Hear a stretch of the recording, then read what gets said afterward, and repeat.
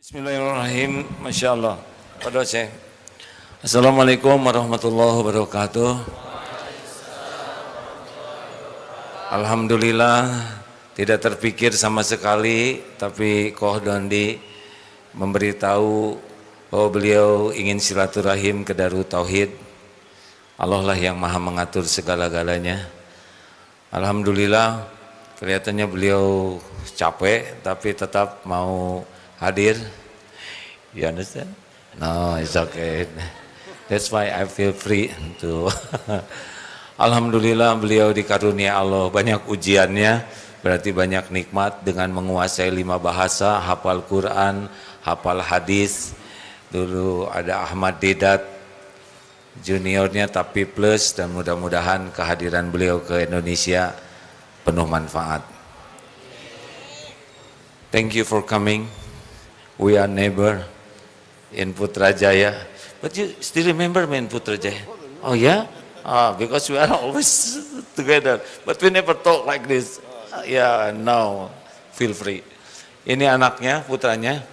Beliau punya 1 putra, 2 putri. Is that right? Yeah, 3. 2 sisters. Yeah, and you the oldest? Oh, already married already? Oh, already. I'm so sorry, everyone. Yeah. Well, thank you very much. Give us tausiah. Wow. Okay. Alhamdulillah. Wassalatu wassalam ala Rasulillah wa ala alihi wa sahbihi ajmain. Amma ba'd. A'udhu billahi minash shaitanir rajim. Bismillahirrahmanirrahim. Kuntum khaira ummatin ukhrijat lin-nas. ta'miruna bil ma'rufi wa tanhauna 'anil munkar wa tu'minuna billah. Rabbi shrah li sadri wa yassir li amri wa hlul 'uqdatam min lisani yafqahu qawli.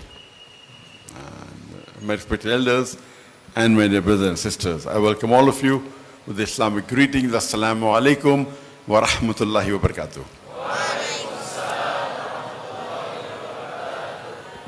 It's a pleasure and honor for me to be present in the Darut Tauhid organization in Bandung.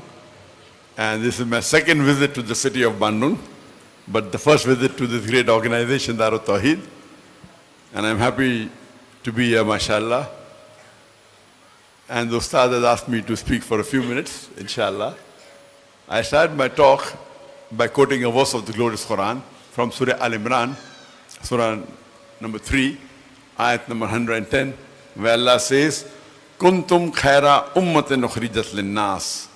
O ye Muslims, ye are the best of peoples evolved for mankind. Allah is giving us an honor that we Muslims are the khaira ummah, the best of people. Whenever there is honor, it is always followed up with a responsibility. There is no honor without responsibility.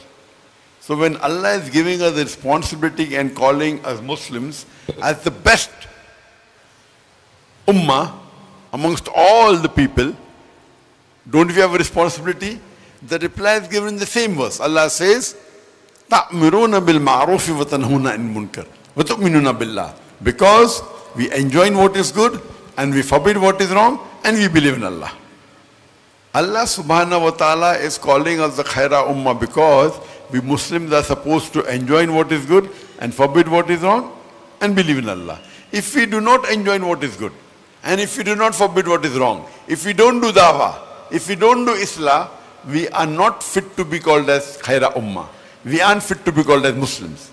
It is fard on every Muslim that we should deliver the message of Islam to our non-Muslim friends, our non-Muslim neighbors, and do Islah with the Muslims. Just a moment, okay? Because not all of understand, ya. Sometimes. Jadi gini, it's okay for me to translate by my opinion. Jadi kita ini khairu ummah. Surat Ali Imran ayat berapa? Kuntum khairu ummah. Kita ini umat yang terbaik yang diciptakan Allah. Ini kehormatan besar jadi umat terbaik sepanjang ta'muruna bil ma'ruf. Sepanjang kita mau mengajak juga orang kepada kebaikan dan mencegah orang dari kemungkaran serta beriman kepada Allah. Jadi kalau kita tidak melakukan ngajak orang jadi baik, mencegah dari mungkar, maka kita kehilangan kehormatan jadi khairu ummah. More simple. It is fard on every Muslim that they do da'wah to the non-Muslims and do Islah to the Muslims. Allah subhanahu wa ta'ala says in the glorious Quran, in Surah Tawbah chapter number 9, which is one of the most militant surah of the Quran. The only surah which does not begin with the beautiful formula Bismillah ar-Rahman ar-Rahim. In the name of Allah, most gracious, most merciful. Where don't we? It is Professor Budi Faisal, one of pembina apa? Yeah, leader in Darut Tauhid. He is architect, but he know a lot English, but better than me because school in Australia, America, and other country. Mr. Budi, please translate, help me. I need your help. I'm stressed enough. Okay. Yeah. Oh, Allah always help me. Yeah. I just start to learn English. Alhamdulillah. Good, mashallah. Ayo, Budi. Allah says in Surah Tawbah, as I mentioned, Surah Tawbah is the only surah in the Quran which does not start with the beautiful formula Bismillah ar-Rahman ar-Rahim, in the name of Allah, most gracious, most merciful. Allah SWT menyampaikan dalam satu surah, surah Taubat, surat ke-9, di mana hanya pada surat itu Allah SWT tidak memulainya dengan ungkapan Bismillahirrahmanirrahim. Please. And in Surah Tawbah, why does Allah subhanahu wa ta'ala does not start with the beautiful formula Bismillah ar-Rahman ar-Rahim? For example, if you are walking on the streets of Bandung with your wife or with your mother, and if there is a hooligan who snatches the handbag of your wife and runs away, what will you do? Okay. Terkait kembali dengan surat At-Taubah yang tidak dimulai dengan ucapan Bismillahirrahmanirrahim dengan menyebut nama Allah yang Maha Pengasih lagi Maha Penyayang. Misalnya beliau sampaikan kita sedang jalan di satu jalan di kota Bandung bersama dengan istri ataupun dengan ibu kita, dan beliau katakan ada hooligan. Hooligan itu Persibnya kota Bandung ya, Persibnya tapi di Inggris, dan kemudian mengambil tas dari istri atau ibu kita. Apa yang kita akan lakukan? But naturally, you run after him.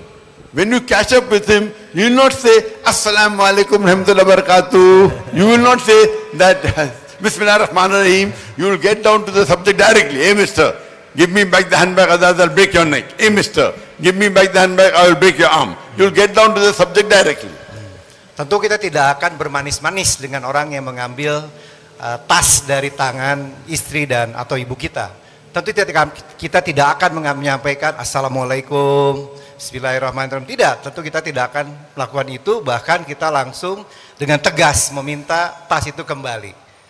So in Surah Tawbah, there is a peace treaty between the Muslims and the mushriks of Makkah. And this peace treaty was unilaterally broken by the mushriks of Makkah.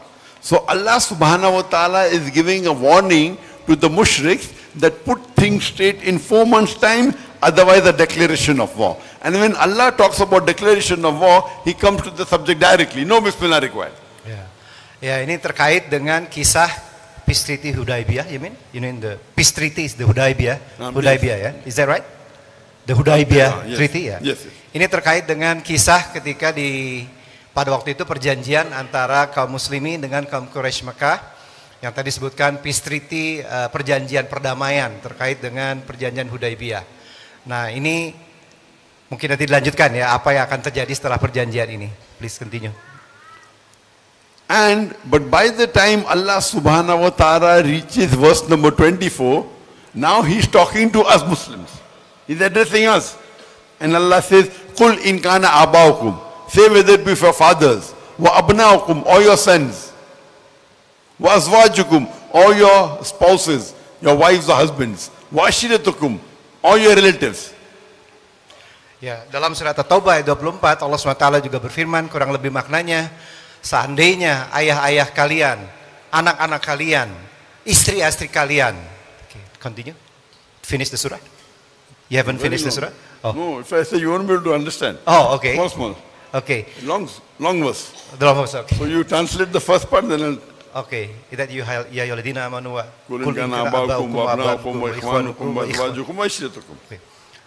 Wahai orang yang beriman, seandainya kul in kana aba'ukum, ayah-ayah kalian, wa abna'ukum, anak-anak kalian, izat wa azwajukum, istri-istri kalian, and then wa ashiratukum, your relatives, keluarga kalian. Okay. And Allah continues, what are your consideration? Are they your fathers? Are they your sons? Are they your wives? Are they your relatives? What is the consideration? Are they your brothers? Wa ikhwanukum? Allah continues, wa amwalun iktaraftumuha wa tijaratun takshawna kasada wa masakinu tarzawnaha. The wealth you have amassed, the business in which you deal, the house in which you live. Allah is asking, what are your considerations? Lanjutan dari ayat yang sama dalam surat At-Taubah ayat 24, harta-harta kalian yang kalian khawatirkan, rumah-rumah kalian yang akan khawatirkan. Saya tidak bisa menerjemahkan secara detail ya, takut salah ayatnya. Tapi intinya Allah SWT beliau menyampaikan apa pertimbangan kalian terkait dengan tadi yang disampaikan di pertama. Allah says, if you love all these 8 things, your fathers, your sons, your brothers, your wives, your relatives, the wealth you have amassed, the business in which you deal, the house in which you live, if you love all these 8 things more than Allah, more than His Rasul, more than doing jihad in His way, Allah says, fatarabbasu, wait, hatta ya'ti Allah bi amri, until Allah brings about His decision to you. Wallahu la yahdil fasiqin. And Allah guides not the fasiq people. Seandainya yang tadi semua, saya baca artinya, lanjutannya tadi ya, tadi mulai dari awal, katakanlah jika bapak-bapakmu, anak-anakmu, saudara-saudaramu, pasangan-pasanganmu, keluargamu, harta kekayaan yang kamu usahakan, perniagaan yang kamu khawatirkan, kerugiannya, serta tempat tinggal yang kamu sukai, lebih kamu cintai daripada Allah dan Rasulnya, dan daripada berjihad di jalannya, tunggulah sampai Allah mendatangkan keputusannya. Allah tidak memberi petunjuk kepada kaum yang fasik. Surat At-Taubah ayat 24 ya. So Allah is giving us the warning to the Muslims in Surah Tawbah chapter 9 verse 24. That means you have to love Allah, His Rasul, and doing jihad in the way of Allah. Now the jihad is dawah. Convey the message of Islam to your non-Muslim brothers, non-Muslim friends. Ya. Di sini Allah memperingatkan kepada kita ya, apabila semua itu lebih dicintai dibandingkan berjihad di jalan Allah. Dan saat ini jihad adalah salah satu jihad yang terbaik menurut beliau adalah dakwah dengan cara menyampaikan pesan kepada non-muslim dan terhadap saudara-saudara kita dan juga teman-teman kita yang non-muslim. Terima kasih. I'm asking a question.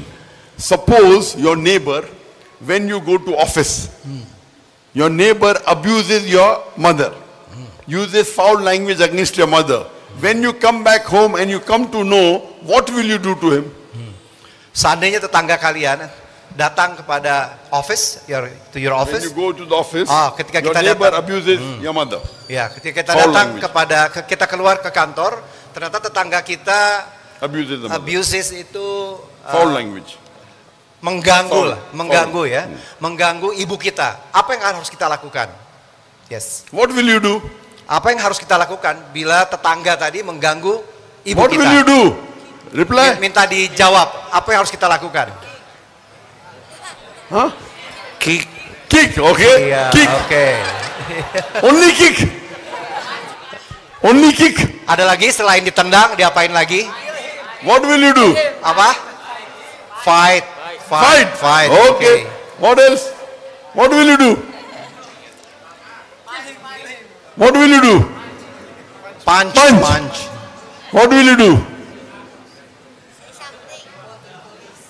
Report to the police and wait for police to come. How long? Police in Indonesia comes immediately. Apakah polisi di Indonesia kalau lapor polisi bisa datang segera? What will you do? Apa yang akan kita lakukan? Ada lagi? Apa yang harus kita lakukan? Atau apa yang kita akan lakukan?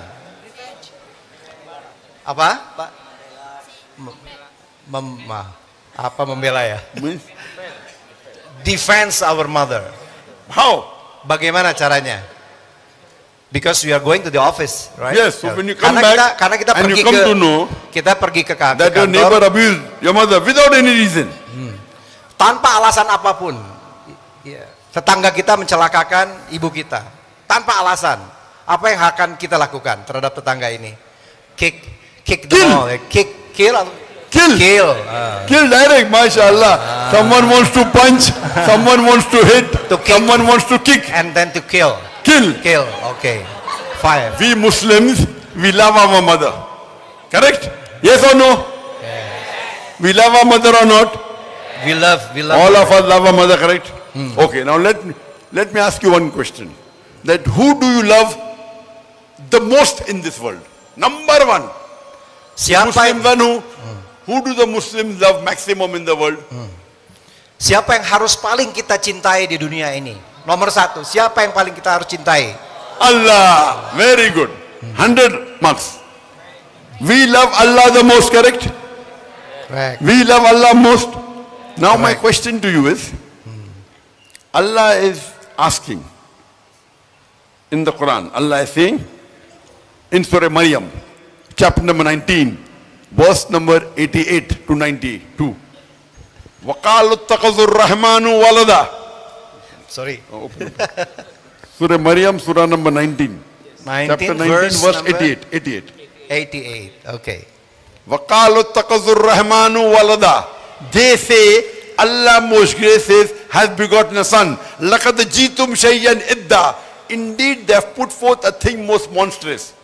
If anyone says that Allah has begotten a son, Allah is saying in the Quran, it is the biggest abuse you can give to Allah. Is that 88? Ya. Mereka berkata, Allah yang Maha Pengasih telah mengangkat anak. And 89 then? Sungguh kamu benar-benar telah membawa sesuatu yang sangat mungkar. Allah here is saying in the Quran that if you say Allah has begotten a son, it is the biggest abuse you are giving to Allah. Translate. Diulang lagi oleh beliau, Allah SWT berfirman bahwa Allah telah mengangkat anak. Sungguh kamu benar-benar telah membawa sesuatu yang sangat mungkar. No, that is the translation. I'm giving tafsir now. Okay. So after you finish translation, Okay. you have to translate me. Yeah, okay. Not that. Okay. The translation. Tafsir. I'm giving tafsir now. Okay. That Allah is saying that the biggest abuse you can give to Allah subhanahu wa ta'ala is to say that Allah has begotten a son. Okay. Sekarang tafsir dari beliau adalah Allah mengatakan, Allah berfirman bahwa yang paling abuse apa Pak? Yang penghinaan ya. Yang penghinaan yang paling besar terhadap Allah adalah ketika kalian mengatakan bahwa Allah mempunyai anak. If the sky had feeling, the sky would have burst open. The earth would have split asunder. The mountain would have fallen down to utter ruin. Seandainya Okay. Is that the verse? I'm going. Okay. Terjemah tafsir. Okay. Alhamdulillah, untung bukan saya yang nerjemah. Bahagia. 90? Okay, 90 right? Lanjutan dari ayat nomor 90. Karena ucapan itu hampir saja langit pecah, bumi terbelah, dan gunung-gunung runtuh berkeping-keping. Yes, 90. Yes. So here Allah is saying the biggest abuse you can give to Allah is call him that Allah has begotten a son. If anyone says Allah has got a son, it is the biggest abuse you are giving to Allah. Jadi dalam hal ini menurut beliau yang paling menghinakan ya, mungkin lebih tepat, yang paling menghinakan bagi Allah SWT adalah ketika kita mengatakan bahwa Allah itu punya anak. Today in our offices, in our schools, in the universities, in college, our Christian friend, they are saying Allah has begotten a son. Do they say or not? Yes. Yes. What are you doing? What are you doing? You say you love Allah you love Allah maximum, more than your mother, more than your brother. Someone abuses your mother, you want to punch him, you want to kill him, you want to kick him, Every day your non-Muslim friends are abusing Allah. What are you doing? Terjemah. Ya. Jadi sekarang di kantor-kantor kita, di sekolah-sekolah kita, dimanapun, sekarang teman-teman kita yang beragama Kristen menyampaikan bahwa Allah mempunyai anak. Apa yang harus kita lakukan? Padahal tadi kita mengatakan bahwa kita mencintai Allah maksimum, paling maksimum, bahkan lebih mencintai dari ibu kita sendiri, dari ayah kita sendiri, dari saudara-saudara kita. Tapi sekarang begitu ada teman-teman kita yang beragama Nasrani mengatakan Allah punya anak, apa yang kita lakukan? You love Allah more than your mother, more than your father. Someone abuses your mother, you want to punch him, you want to kick him, you want to kill him. Yeah. Every day your non-Muslim friends are abusing Allah. What are you doing? Ya, katanya Doing dakwah. ya, beliau menyampaikan lagi, sekali lagi menegaskan, katanya kita tadi mencintai Allah lebih dari ibu kita sendiri, anak-anak kita, ayahanda kita. Seandainya ibu kita di abuse tadi, dihina, dicela, kita ingin memukul dia, bahkan kita ingin membunuh dia. Nah sekarang Allah dikatakan mempunyai anak, Allah dihina.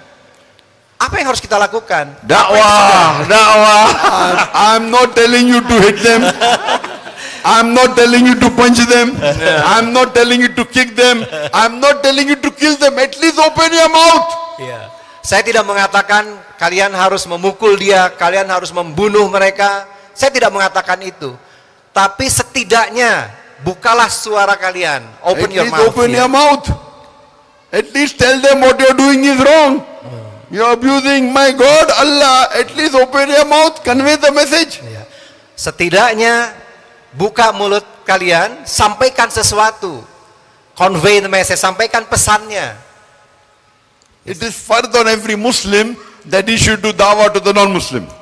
Ini adalah sebuah kewajiban, fardu ain bagi seluruh muslim, setiap muslim untuk berdakwah.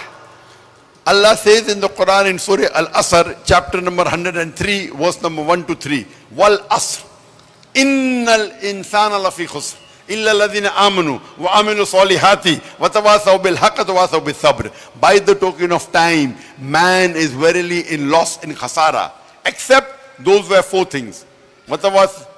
Unless those who have iman, those who have righteous deed, exhort people to truth, wa tawasaw bil haqq, exhort people to patience and perseverance, wa tawasaw bis sabr.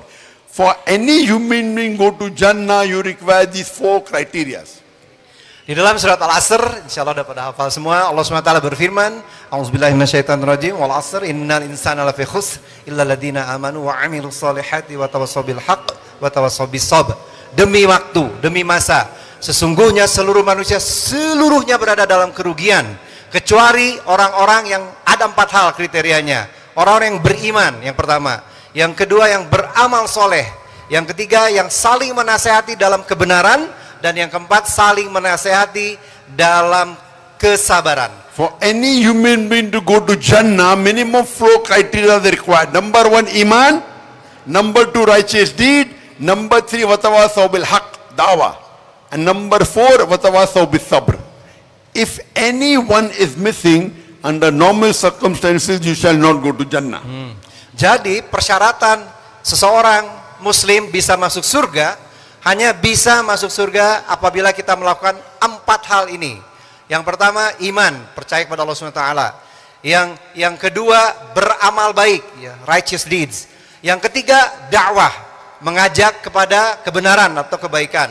Dan yang keempat saling menasehati tadi ya, saling menasehati dalam kesabaran. You may be a very good Muslim. You may be praying 5 times a day. You may be giving zakat. You may be fasting in the month of Ramadan. You may be going for Hajj. But according to Surah Al-Asr, if you don't do dawah, you shall not enter Jannah. Ya. Bisa jadi kalian adalah muslim yang baik. Kalian melakukan sholat 5 waktu. Ya, tapi kalau kalian tidak melakukan 4 hal ini, tidak melakukan dakwah, bisa jadi tidak bisa masuk surga. Only dawah is also not sufficient. All 4 are equally important.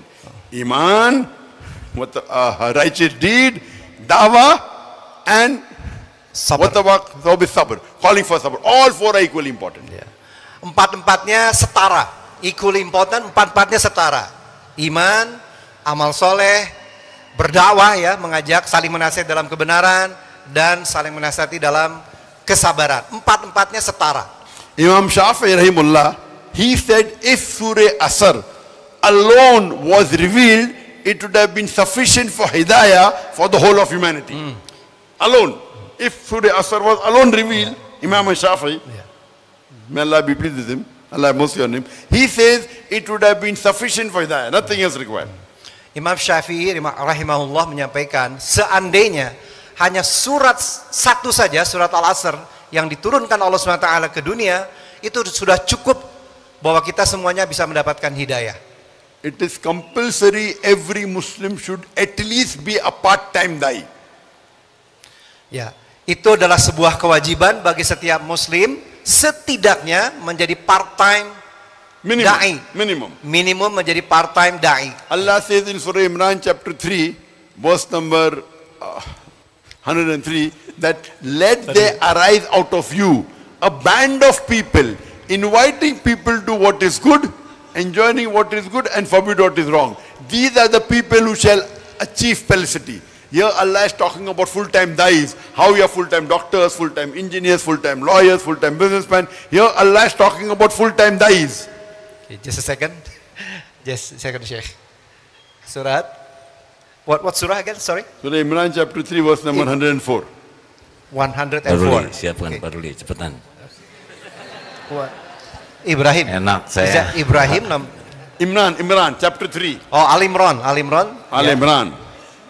Verse number 104. 104. Ayo Udah cari. Mana ini? Oke. Berapa nih? Oke. 3104 ya. 104? Is that 104? 104. 104, okay. Is that this man? Yes. Wal takum minkum? Yes. Oh, oke. Okay. Ummatan yad'una ila Allah. Dan hendaklah ada di antara kamu segolongan umat. Dan hendaklah ada di antara kamu segolongan umat yang menyeru kepada kebajikan, menyuruh kepada yang ma'ruf dan mencegah dari yang mungkar. Merekalah orang-orang yang beruntung. So those who are full-time da'is, Allah promises Jannah. Best profession is full-time da'i. Jadi bagi siapa saja yang menjadi full-time da'i, Allah SWT telah menjanjikan masuk surga. Dan itu hanya bagi seorang full-time da'i. We have full-time doctors, full-time engineers. How many full-time da'is we have?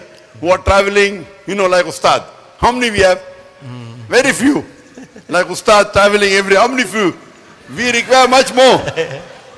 Ya, kita banyak yang menjadi full-time dokter, full-time insinyur. Tapi berapa banyak yang menjadi full-time da'i? Seperti Agi maksudnya, Ustaz yang traveling kemana-mana berdakwah. Ya. I would like to end my talk with the verse of the Quran where Allah says da'i is the best profession. Allah says in Surah Fusilat, chapter number 41, verse number 33, وَمَنْ أَحْسَنُ قَوْلًا مِمَّنْ دَعَا إِلَى اللَّهِ وَعَمِلَ صَالِحًا وَقَالَ إِنَّنِي مِنَ الْمُسْلِمِينَ. Who is better in speech than one who invites to the way of thy Lord, works righteousness and says that I am a Muslim. وَآخِرُ الدَّعْوَانَا الْحَمْدُ لِلَّهِ رَبِّ الْعَالَمِينَ. Baik, akhir dari ceramah saya ini saya tutup dengan surat Al-Fussilat ayat 33. A'udzubillahi minasyaitonirrajim. Wa man ahsanu qawlan mimman da'a ila Allah wa 'amila shalihan wa qala innani minal muslimin. Kurang lebih maknanya, siapakah yang lebih baik perkataannya daripada orang yang menyeru kepada Allah, mengerjakan amal yang soleh dan berkata, sesungguhnya aku termasuk orang-orang yang menyerahkan diri. Surat Fussilat ayat 33. Masya Allah. Halo sih. Alhamdulillah. Thank you very much ya. Rekan-rekan sekalian, tidak ada yang kebetulan. Terjemah, betul. Okay, dear brothers and sisters, there is nothing coincidence in this world. Do such yet, Sheikh. Yes. Lanjut. Tidak terpikirkan. Yeah. I haven't thinking about this, never thinking about this, never thought. Tidak juga direncanakan. Never plan. I never planned this one. Yes. Tapi terjadi hari ini. But it's happened today. Yeah. It's happened today. Bisa bahasa Inggris ya. Syekh bisa menyampaikan tausiah di sini. Sheikh can convey the message to all of us now. I hear you are very tired and no time to talk. And you say that over there, but Allah wants to. Not because the people, because Allah. Thank you very much. They love because of Allah. Ya, Masya Allah. Jadi betul-betul ini adalah rencana Allah. Ya, bagaimana Allah plan, we can meet together. We are. I gave my talk yesterday, Yes. 5 hours. Yeah. All that time I have not slept. Not sleep. Allah. We came full night awake Masya because we Allah. were doing the programming of the stage. Masya Allah. Then maybe 20 minutes, Masya then caught the plane and then on the phone. Masya Allah. Masya Allah. Beliau asalnya benar-benar capek. Sudah katanya. Tapi I told him, many people waiting for you. Love you. I love them too. He said, from deep in our heart, I love you all. Isn't that? Terima kasih hadirin sekalian. Sejujurnya kami ini bertetangga ya di Putrajaya. We are neighbor in Putrajaya many times. We just stay together. But baru sekarang bisa ngobrol panjang lebar seperti ini. Masya Allah. Maybe next time. That's mean insya Allah in Sunday I'm going to Perth. And your motivation makes my spirit to do dakwah over there is more powerful. Thank you very much.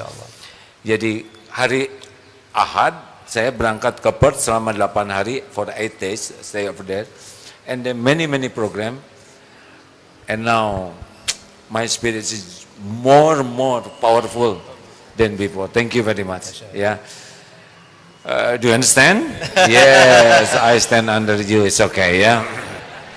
Can you entertain some questions? Thank you very much. Oh ya, sekaligus diperkenalkan kepada para santri, Mr. Budi Faisal, Professor Candidate, insya Allah Professor in ITB as soon as possible. Kalau nanti saya berangkat dan mungkin beberapa waktu tidak di Indonesia karena tugas dakwah di luar, maka Abudi dengan Adeda adalah penanggung jawab Darut Tauhid ini. He is the candidate to responsible of Darut Tauhid.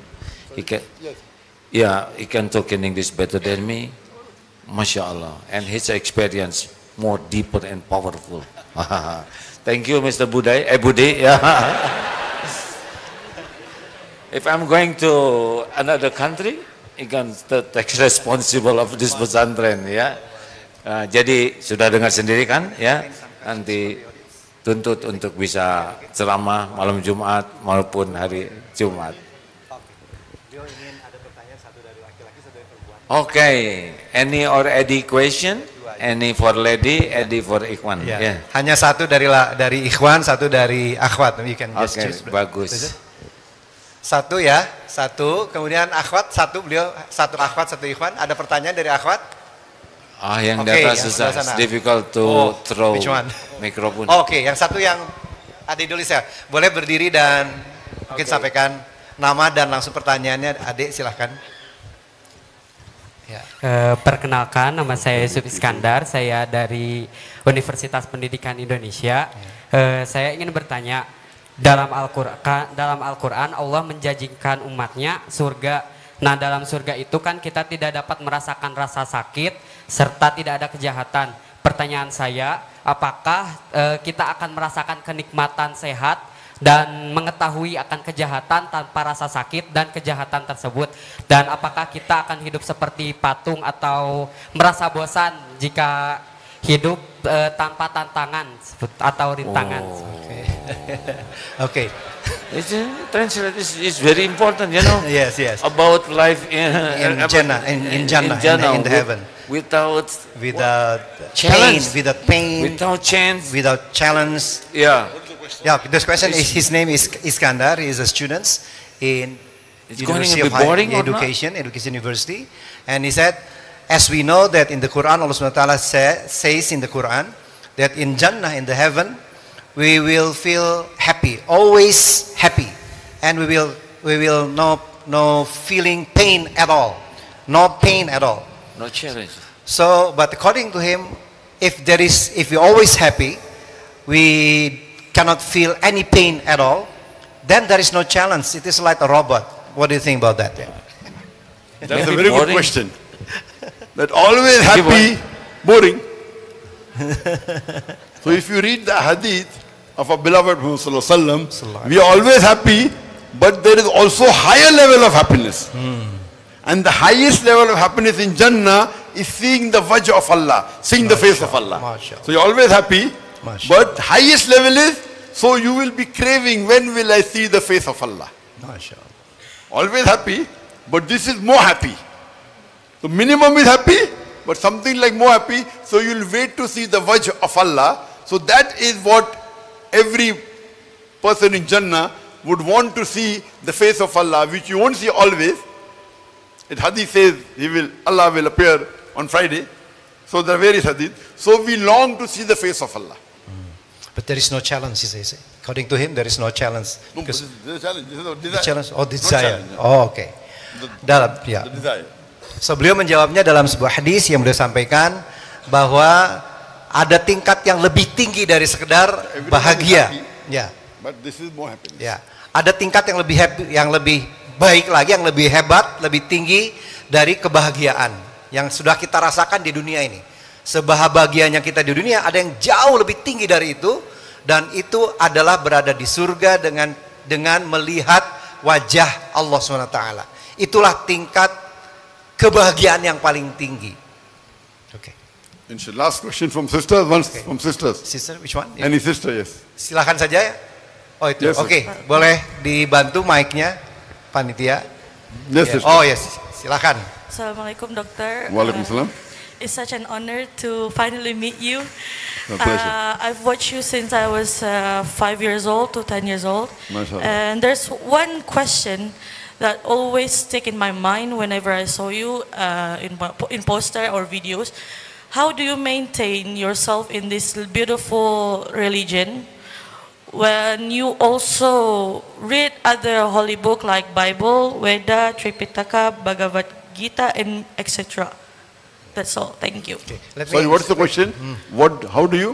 How do you maintain staying at this religion with Iman when you also read other book, other holy book like Holy Bible and many more? Oke. Terjemah. Terjemah.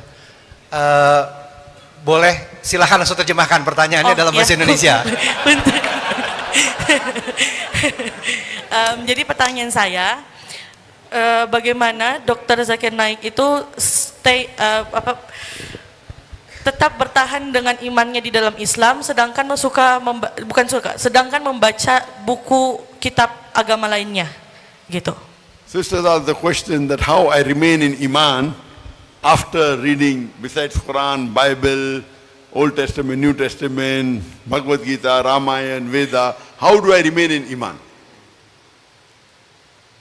I was a Muslim because my father was a Muslim initially. Till the age of 19, I was a Muslim because father was a Muslim, just following blindly, like most of them. Then I met Sheikh Ahmad Didat, he inspired me, and I started doing dawah. Then I started reading other scriptures. When I read other scriptures, now I'm a Muslim by choice. Because I've read Bible, I've read Veda, I've read Ramayana, I've read Mahabharata. Now, after comparing, I am now Muslim by choice. Ya, saya adalah seorang Muslim terlahir sebagai seorang Muslim. Keluarga saya seorang Muslim.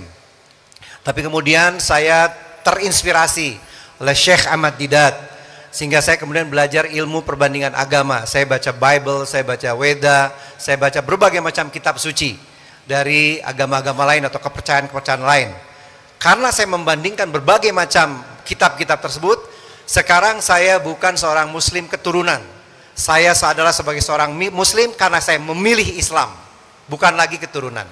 Dengan apa? Dengan kesadaran penuh, kira-kira begitu. Sisters asking me, how do I maintain my iman? Not maintain. My iman has gone very high now.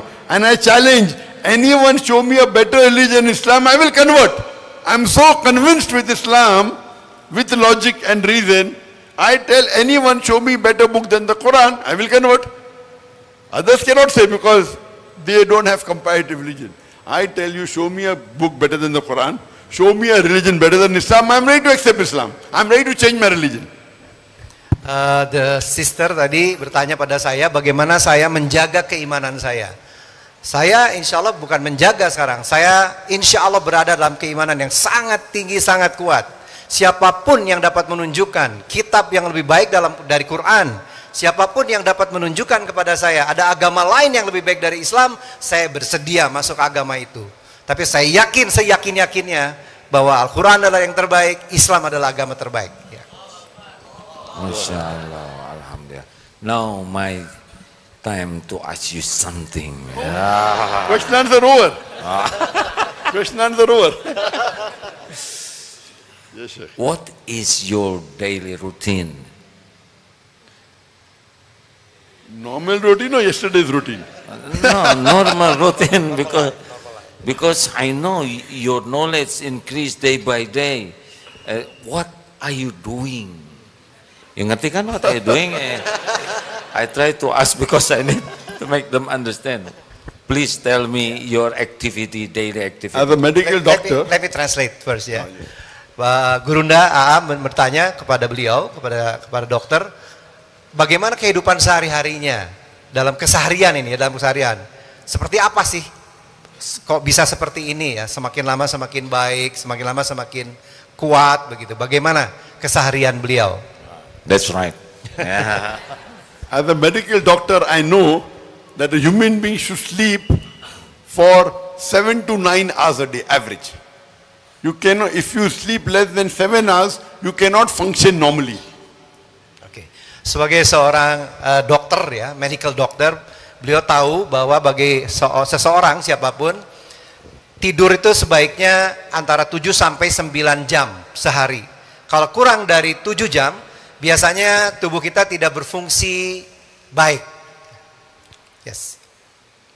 If you sleep less than 7 hours a day, you cannot function normally. There is only 1 in 200 people, 0.5%, who can sleep 6.5 hours and 6 hours and can function normally. 1 out of 200, 0.5%. 0.5%. Nah, seandainya kita tidur kurang dari 7 jam per hari, maka tubuh kita tidak akan berfungsi secara normal. Jadi di dunia ini hanya ada how many percent again? 0.5%, 1 in 200. Okay. If they sleep 6.5 to 6 hours a day, only 1 in 200 can function normally. Yeah. Apabila kita tidur 6 jam, 6 hours, is that 6 hours? 6 hours, Okay. 6 hours and more. Oke, 6 jam sehari, maka hanya ada 1 di antara 200 orang. Hanya 1 di antara 200 orang yang dapat berfungsi secara normal tubuhnya ya. If you sleep less than 6 hours, up to 5 hours, very few. Less than 5 hours, 1 in a million. Who can do function normally, without having health problems, if you sleep less than 5 hours. Hey, 1 in a million. Okay.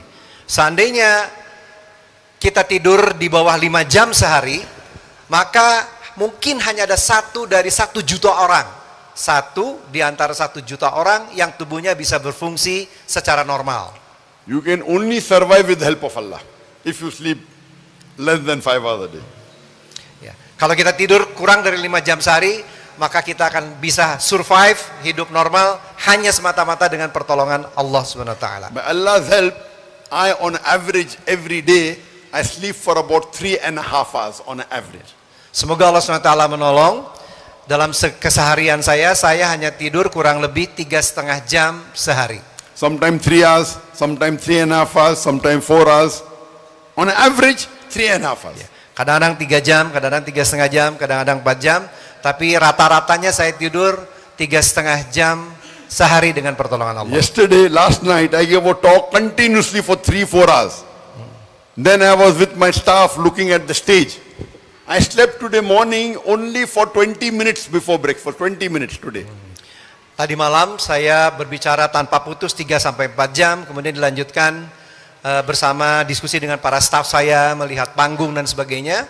I was trying to avoid coming here, but because of the love of Ustad, I had to come here. Sehingga tadi saya lanjutkan dulu, sehingga saya hanya tidur 20 menit saja sebelum makan pagi. Tadinya saya berusaha tidak datang ke sini, tapi kemudian Akhirnya saya datang ke sini, kira-kira gitu. After seeing you, yet I'm functioning normal. Allah's help. After seeing you, yet I'm giving a talk, handling question answer session. You have to be at the best level to handle question answer session. Masya Allah. Jadi setelah melihat kalian semua, saya dengan pertolongan Allah bisa berfungsi normal, sangat normal. Gitu ya. Regarding my daily routine, I don't know where to start because I sleep twice a day on average, both put together. I would say that, okay, in the night I sleep for approximately half an hour and I get up for tahajjud. Tahajjud is, Qiyamul Layl is the most important sunnah after Faraiz. A da'i, it's not fard on every Muslim, but for a da'i, it's very important, it's your connection with Allah subhanahu wa ta'ala. So I, on average, when I'm at home, I spend about 2 hours every night in tahajjud.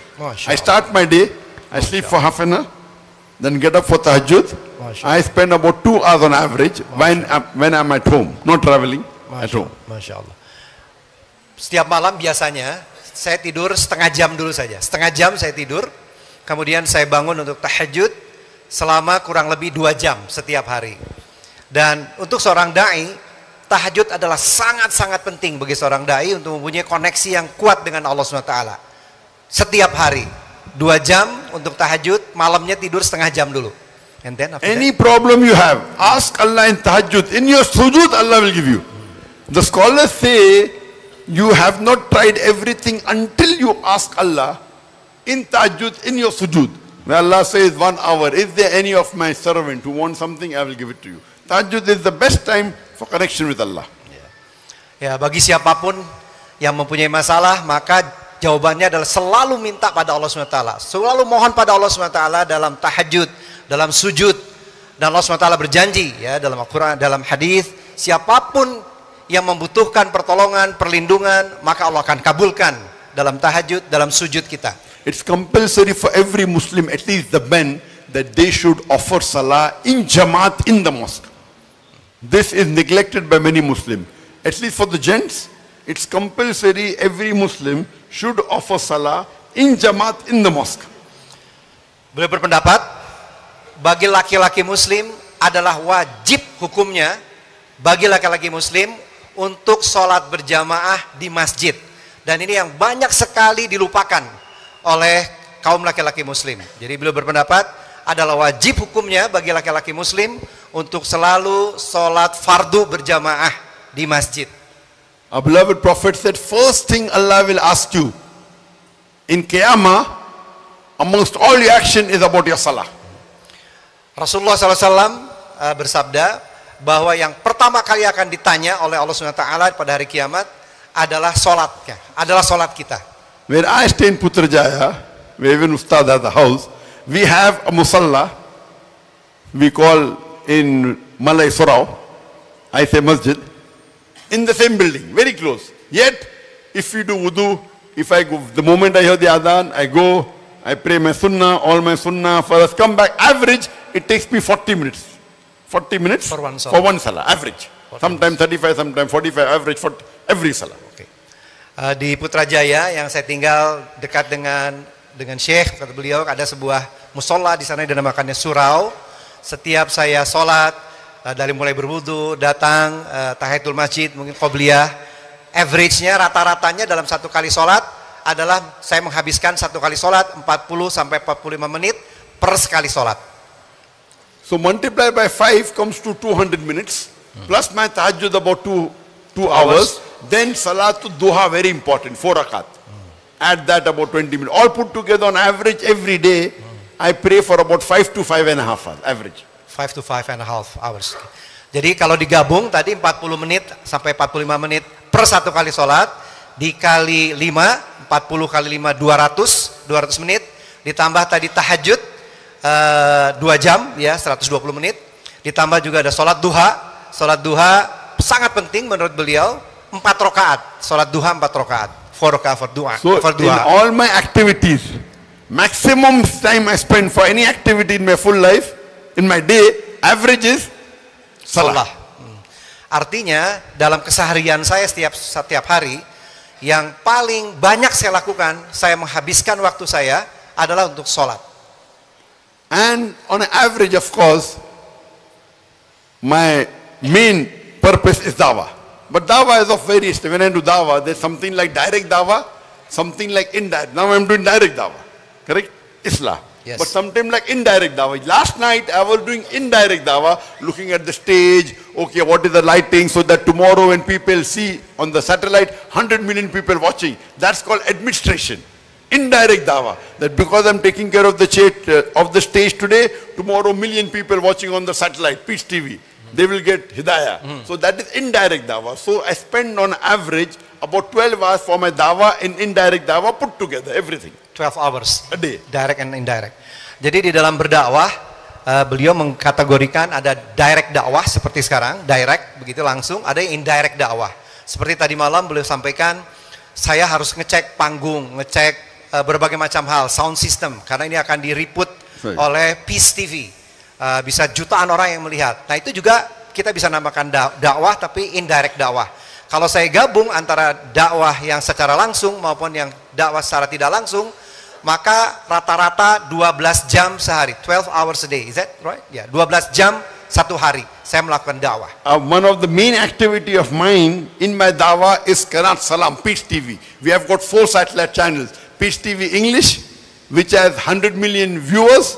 Peace TV Urdu, which has 80 million viewers. Then Peace TV Bangla, 50 million viewers. And Peace TV Chinese Mandarin, 20 million viewers. All put together, 200 to 250 million people watching on the satellite. Masya Allah. Bantu ya kalau lupa. Nah saya berdakwah ini diliput oleh Peace TV. Peace TV ada 4 channels, 4 bahasa. English Urdu, is 100 million. Urdu 80 million. Urdu 100 million. Juta tadi ya, 100 juta million. pendengar. Kemudian Urdu 80 juta. 80 million. Kemudian and then after Urdu Bangla 50 million. Bangla 50 juta orang and yang mendengar. Chinese Mandarin 20 million. Dan Chinese Cina Mandarin how many? 20 million. 20 juta orang pendengar. 24/7. Even when I'm sleeping, dawah is going on. Getting sawab jariyah. It is throughout the world, covering 250 million people watching all over the world in more than about 175 countries. This is dawah going on. We are sitting here. Yeah, I'm doing very limited dawah. Maybe 500 people, 1,000 people. There, million people. At the time, 10 million people watching, 20 million people, because I am hungry for sawab. Hungry for? Sawab, blessing. Blessing. Oh, Masya Allah. Ya, kalau setelah mendengarkan tadi, kita ada 250 juta orang yang selalu mendengar dari 4 channel satelit TV. Artinya kalaupun saya tidur, maka ini akan terus berjalan. Dakwah ini akan terus berjalan. Dan saya sangat semangat untuk terus mengejar blessing. Sawab. Pahala. Is that ajr? Blessing, ya? Ajr. Ya, oke. So Ajr, if pahala. I spend 5.5 hours for salah, direct dawah, indirect dawah, administration, we have got school, many activities, total 12 hours, and I am also a part-time businessman. Selain tadi yang dakwah dan indirect dakwah yang saya lakukan selama 12 jam sehari, saya juga adalah seorang part-time businessman. I spend every month about 2 days for business. On average, maybe half an hour every day I spend for business. Ya. Jadi dalam 1 bulan saya menghabiskan 2 hari untuk bisnis, 2 days. Like how Ustad says, we should be like that, not like that. Ya. Seperti yang Gurunda sampaikan, tangan kita harus di atas, bukan tangan kita di bawah. Ya. So we have about 10 businesses, personal businesses. I spend only half an hour a day managing all this, only half an hour. Because I'm a full-time dai and a part-time businessman. Ya.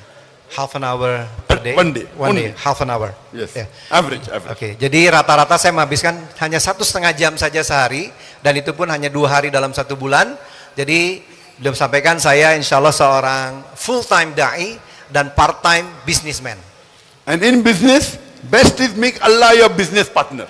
Dan sebaik-baik di dalam bisnis adalah menjadikan Allah SWT sebagai mitra bisnis kita. When my son started doing business 2-3 years back, I told him make Allah your business partner. And when you make Allah business partner, you can't make him a small partner. You can't make him a small partner. You have to make him a major partner. So I told my son, when you make Allah your partner, minimum give 51% of your profit in charity to Allah subhanahu wa ta'ala.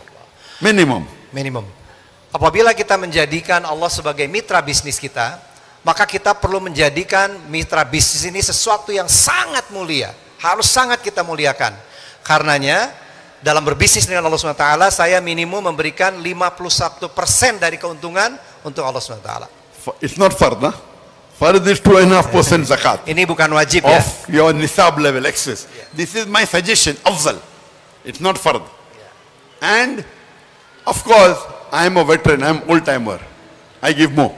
But for my son, he's new. So minimum 51%. See, he's tired. Oh, he was with me awake. I'm training him now. Ya, Inshallah. ya, beliau sampaikan ya ini anak saya pemula, masih pemula dalam berbisnis. Jadi itu buat anak saya 51%. Kalau saya udah lebih senior, saya harus lebih besar dari 51%. Allah says in the Quran in Surah Baqarah chapter 2 verse number 261. Terjemah. If you give one corn, Al-Baqarah Surah Baqarah chapter 2 verse number 261. 261. If you give one grain in the way of Allah, Allah will give you 7 buta. Every year will have 100 grain. That means you put one grain in the way of Allah, Allah will give you 700 grain. 700 times profit. In English terminology, 70,000%.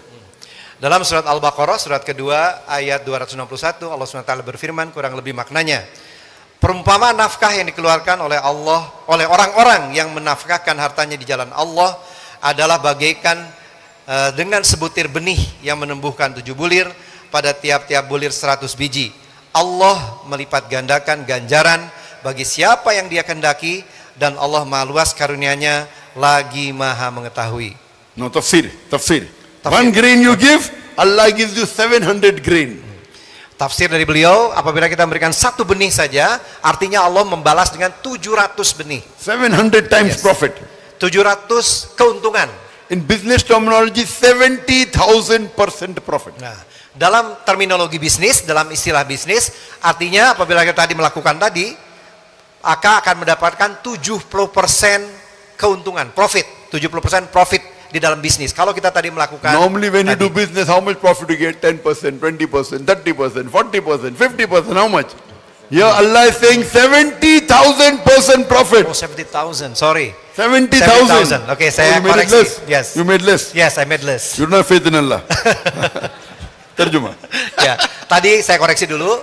70,000, is that? 70,000. 70,000% keuntungan.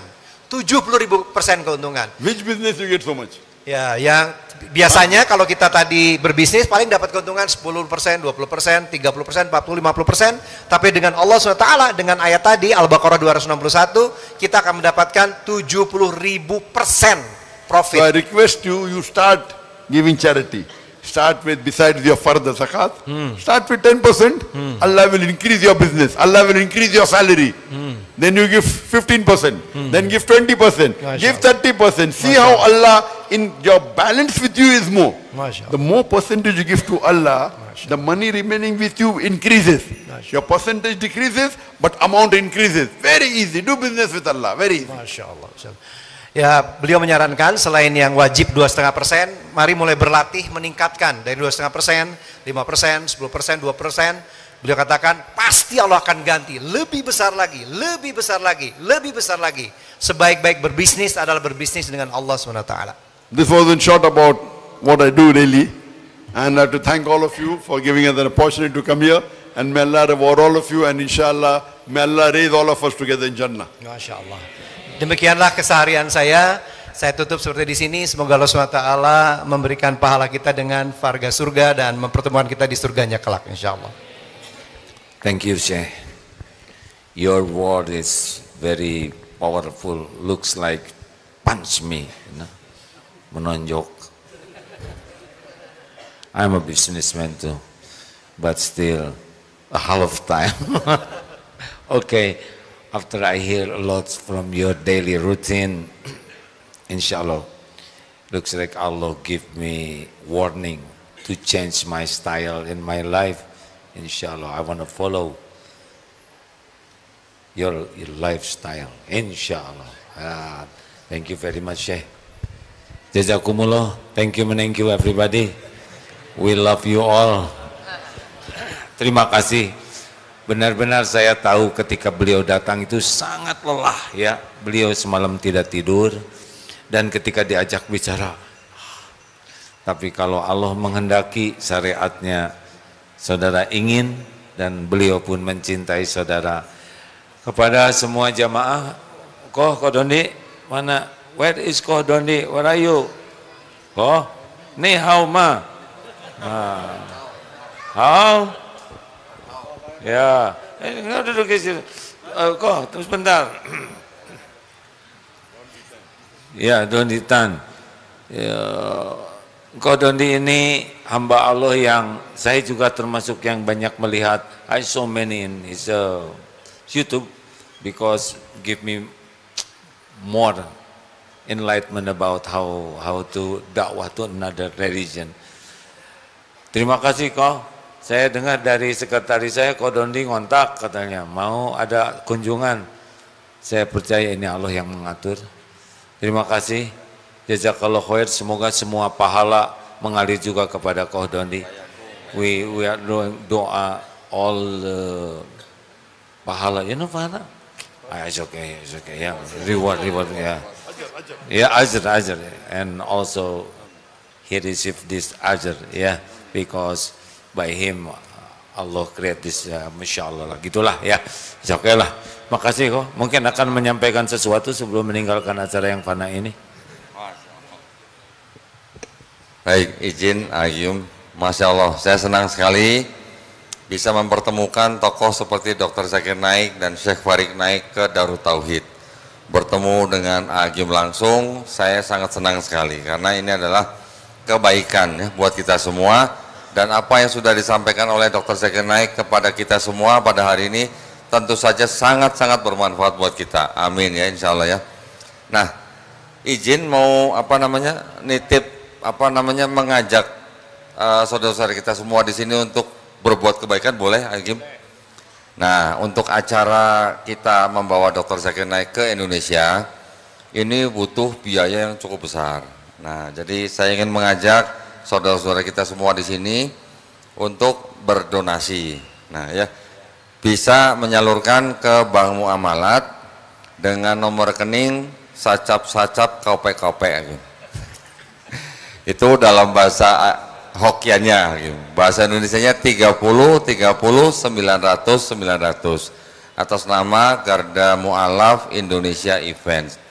Berapapun yang Bapak Ibu donasikan atau sedekahkan buat acara Dr. Zakir Naik ini, insya Allah akan membawa kebaikan kembali buat kita semua. Dr. Zakir Naik ini datang ke Indonesia berceramah hanya menggunakan tempat, tapi disiarkan langsung oleh PIS TV. Ratusan juta orang. Ketika ada orang menjemput hidayah, entah di Indonesia atau di belahan bumi yang lain, kita semua yang juga mendapatkan kebaikan, insya Allah. Begitu saja. Wabillahi taufiq wal hidayah. Wassalamualaikum warahmatullahi wabarakatuh. Jadi ini bukan untuk beliau, tetapi ini untuk sewa sound system dan sebagainya. Kalau beliau seperti yang diceritakan, ongkos sendiri dan tidak mengharapkan apapun.